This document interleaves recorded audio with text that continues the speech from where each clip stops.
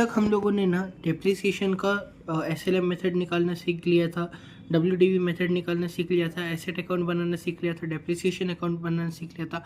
आज हम कुछ नया सीखेंगे।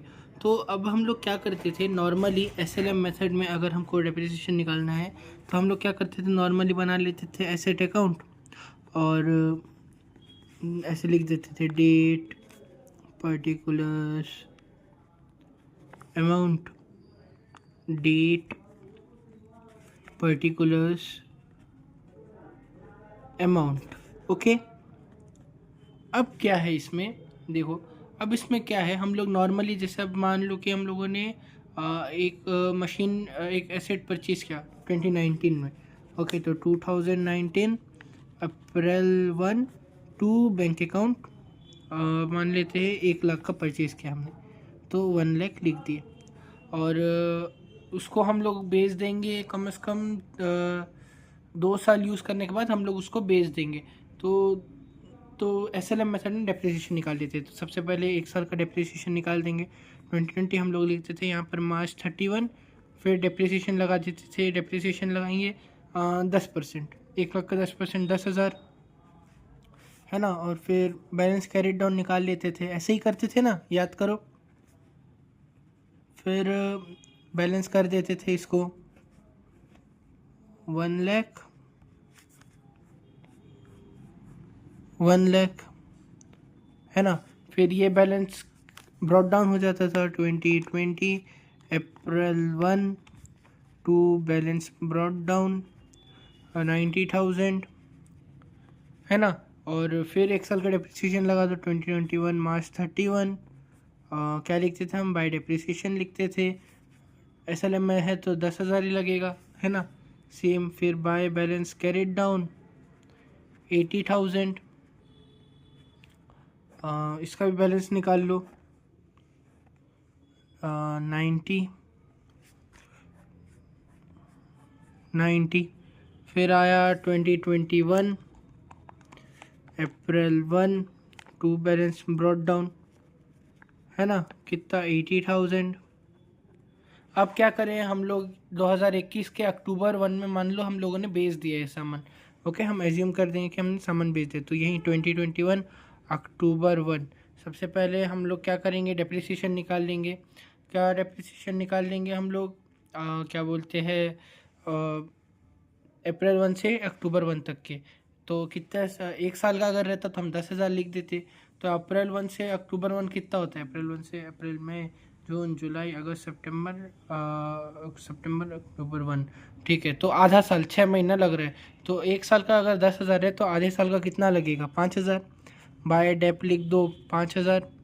और बाकी का एंट्री जब भी सेल होता है तो 3 एंट्री लिखते हैं, बाय डेप्रिसिएशन, बाय बैंक और by statement of profit and loss. हम लोग मान लेते हैं कि 80,000 का चीज़ हमने 60,000 में उसको सेल कर दिया, ठीक है। और फिर अब लॉस बैलेंस में निकाल दो, 65 minus 80 is equal to 15,000। Okay, अब बैलेंस कर दो 80,000 ऐसे ही करते थे ना, स्क्रीनशॉट ले लो, ऐसे ही करते थे ना। तो अब हम लोग क्या करते थे, ये जो जितने भी एसेट है, एसेट को हम लोग कौन से वैल्यू में हर साल अगर रहता था तो कौन से वैल्यू में दिखाते थे, हम लोग हर साल एसेट को रेड्यूस्ड वैल्यू में दिखाते थे, है ना। पिछले साल 1 लाख है तो अगले साल 90, उसके बाद 80, तो रेड्यूस्ड वैल्यू में दिखाते थे। क्या मतलब है रेड्यूस्ड वैल्यू, मतलब होता क्या है, asset is shown at its reduced value. Reduced value का मतलब क्या होता है बच्चों, ये जो रेड्यूस्ड वैल्यू है इसका मतलब होता है वैल्यू आफ्टर डेप्रिसिएशन, है ना। जो डेप्रिसिएशन लगने के बाद जो वैल्यू है उसको बोलते थे। अब सर हम क्या करते हैं, हम लोग हर साल डेप्रिसिएशन को एक ही अकाउंट में दिखा देते थे। तो अब हम क्या करेंगे, हम लोग अगर डेप्रिसिएशन को अलग दिखाए तो मतलब एसेट का अलग दिखाएंगे, डेप्रिसिएशन का अलग दिखाएंगे। तो अब सर वो कैसे, आइए देखते हैं। तो सबसे पहले फॉर्मेट बना लो एसेट अकाउंट का, ठीक है। तो हम लोगों ने एसेट अकाउंट का फॉर्मेट बना लिया है। अब यहाँ लिख दो asset account, date particulars amount, date particulars amount. अब हम क्या करते थे बच्चों, देखो हम लोग हर साल क्या करते थे, नॉर्मली एसेट का लिख देते थे और उसके बाद यहाँ पर क्या करते थे, बाय डेप्रिसिएशन लगा देते। अब क्या करेंगे हम लोग, एसेट का तो करेंगे लेकिन हम क्या करेंगे, बाय डेप्रिसिएशन अकाउंट नहीं लिखकर हम लोग क्या करेंगे, जो भी डेप्रिसिएशन लग रहा है उसको एक दूसरे अकाउंट में रिकॉर्ड करेंगे और उस अकाउंट को हम बोलेंगे provision for depreciation account. Depreciation account. अब सर ये प्रोविजन फॉर डेप्रिसिएशन अकाउंट क्या है, पहले तो फॉर्मेट सेम है, date particulars amount, date particulars amount, date particulars amount. अब सर थोड़ा कन्फ्यूजन हो रहा है, क्या है मतलब, देखो बच्चों कुछ भी नहीं है। अब यहाँ पर हम लोग जो डेप्रिसिएशन इधर रिकॉर्ड कर रहे थे एसेट अकाउंट में, अब बस ये डेप्रिसिएशन को इधर रिकॉर्ड नहीं करके हम लोग यहाँ पर रिकॉर्ड करेंगे, समझे। तो हम लोग जैसे अब 29 अप्रैल 1 को हम लोगों ने एसेट परचेज किया है तो उसको रिकॉर्ड कर देंगे एसेट अकाउंट के डेबिट साइड में, same 2019 April 1 to bank account 1 lakh. Okay, अब ये जो 1 लाख है हमने सही रिकॉर्ड किया। अब जो डेप्रिसिएशन चार्ज हो रहा है वो डेप्रिसिएशन को हम लोग अलग दूसरे अकाउंट में लिखेंगे, तो यहाँ लिखेंगे 2020 मार्च 31 बाय डेप्रिसिएशन के हम इस अकाउंट में लिखेंगे, बाय डेप्रिसिएशन अकाउंट 10,000, क्योंकि एक साल का 10,000 लग रहा था। अब क्या करेंगे, तो इस तरफ तो कुछ भी नहीं है तो इस तरफ बैलेंस को वो कर देंगे, कैरेट डाउन कर देंगे, तो 2020 मार्च 31 by balance carried down 1 lakh, है ना। अब फिर मैच कर दो आराम आराम से, बस कुछ नहीं करना है।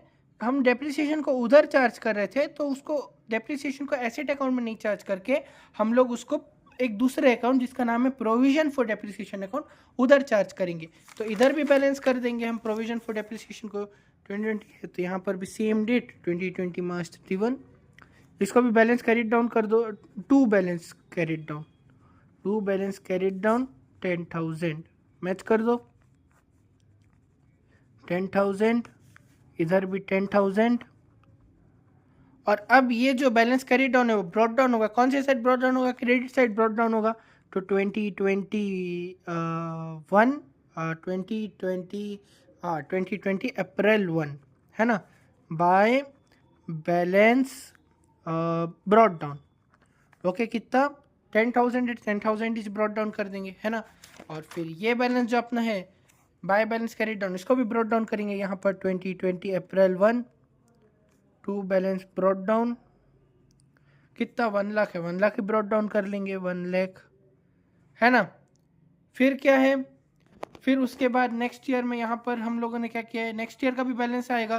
तो नेक्स्ट ईयर का बैलेंस कितना है, वो 10,000 है, तो एक और एक 10,000 हम लोग कर देंगे। कौन से ईयर में है, 2021 मार्च 31। ओके ठीक है, तो यहाँ लिख देते हैं 2021 मार्च 31। क्या लिखेंगे हम लोग, बाय डेप्रिसिएशन अकाउंट। कितना चार्ज हुआ है, 10,000 फिर से चार्ज हुआ है ना। तो पहले का 10,000 अभी का 10,000 मिलाकर कितना हो गया, ये 20,000। ठीक है, 20,000 लिख दिए। अब इस तरफ भी लिख देंगे हम लोग, बैलेंस कैरी डाउन कर देंगे, है ना। तो क्या लिखेंगे, 2021 मार्च 31 टू बैलेंस कैरेट डाउन, कितना है 20,000 है तो 20,000 ही लिख देंगे। और यहाँ पर भी 20,000। और एसेट अकाउंट में क्या करेंगे हम लोग, to balance brought down 1 lakh है तो इसको भी कुछ नहीं, 2021 मार्च 2022 मार्च 2020 है ना, 2021 होगा ना, 2021 मार्च 31 by balance carried down 1 lakh, है ना। और फिर इसको बैलेंस कर दो 1 लाख, 1 लाख, है ना, ठीक है। और फिर क्या है, फिर हम लोग क्या किए थे, फिर उसके बाद एक बार यही बैलेंस को ब्रॉड डाउन कर लिए थे। और फिर डेप्रिसिएशन लगा था, इस बार डेप्रिसिएशन 5,000 का लगा था। तो क्या करेंगे, अब हम लोग वापस डेप्रिसिएशन चार्ज कर लेंगे, डेप्रिसिएशन चार्ज करेंगे इसी तरफ करेंगे। तो 2021 कब लगा था डेप्रिसिएशन, सबसे पहले तो ब्रॉड डाउन कर लेते हैं बैलेंस को, 2021 अप्रैल 1 बैलेंस को ब्रॉट डाउन कर लेंगे to by balance brought down, by balance brought down 20,000।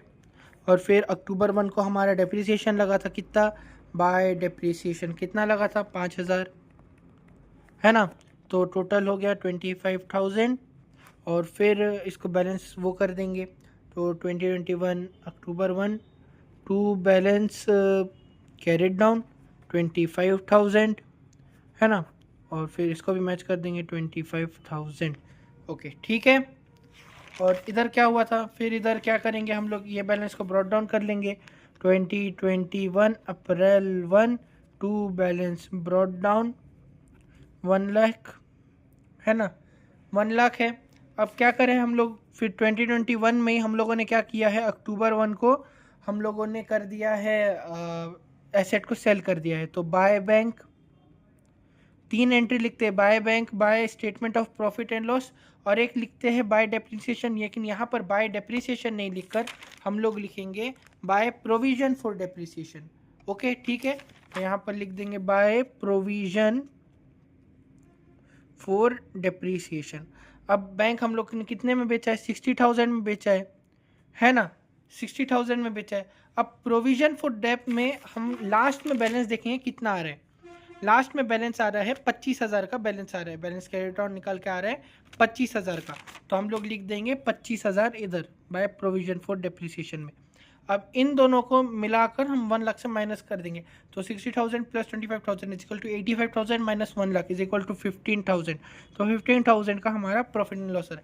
अब आप इसको अगर मैच करोगे इस तरफ तो देखो यहाँ भी वही आ रहा है, कम से कम बैंक का 60,000 ये प्रॉफिट एंड लॉस में हमारा 15,000 गया है।